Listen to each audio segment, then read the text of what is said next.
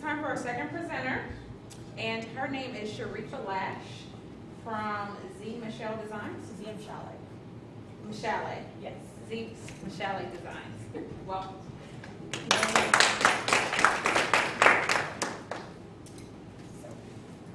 I'll start off by saying good morning. Good morning. I am Sharifah Lash. My company is MShale Designs, and I'm an artist. I specialize in many different areas, but today I will be presenting leatherwork and culturally inspired illustrations. So, starting off with my leatherwork, which I'm going to pass a few things around if anybody's. I do custom leather wallets, handbags, key rings, anything that you can think of to put on leather, I do. I tell people that what's unique about my product is it's not generic. Everything is unique to the person. You can just open the strap. Look. No. Somebody's struggling. Right here. I don't want to break it. No. They're very sturdy, but I have a lot of people come to me telling me that they want something special as a gift for a family member. I've had someone ask for a wallet that said, you're a bad mother, shut your mouth, and it had a person on the front cover. So the point of my product is I'm creating things that are it's a memento.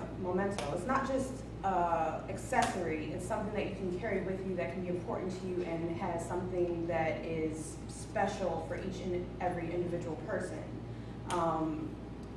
In addition to that, I teach classes on leather making because I think it's important as an artist to encourage other artists or encourage people to support themselves through their art. As a mother, it's very important for me to tell my son all the time, you can do whatever you want when you grow up. But we tell this to our children, and then we go off and do things that we don't love. So it's important to me to show him that you can be whatever you want to be and demonstrate that in some way, shape, or form. I sell my work at many different events. I travel all over. I'm pretty much a nerd, so I do a lot of conventions, comic book conventions. I do a lot of superhero jewelry and wallets and things like that. I've traveled to Vegas. I've been to Chicago. I'll be in Baltimore in September.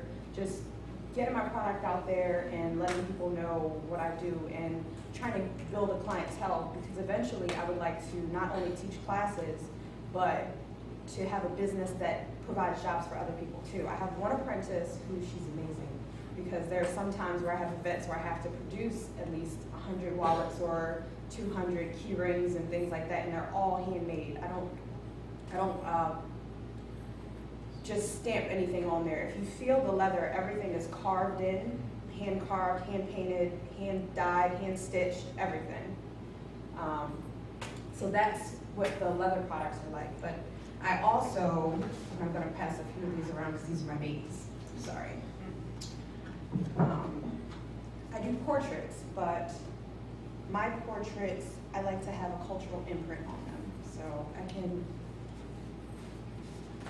just hold a few up for you.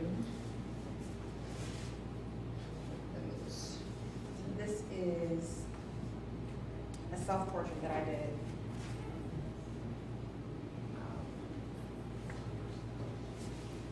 This is another portrait.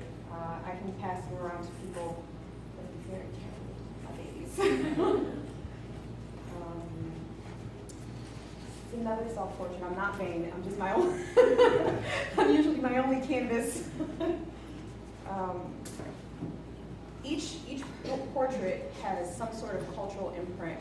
I'm very into geometric designs, and I started doing research on different cultures and the patterns that they use, and whether it's their quilt work, their fabric, or henna art and things like that. So these are all originals actually, and all done by hand, and I use marker for these in particular to kind of be able to go and do really detailed pieces.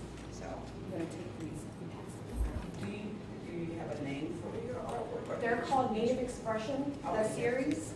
Okay. Just for that series in particular, they're called the Native Expression series, because it's they're portraits of people, but with a native imprint on it, some type of cultural imprint, influence.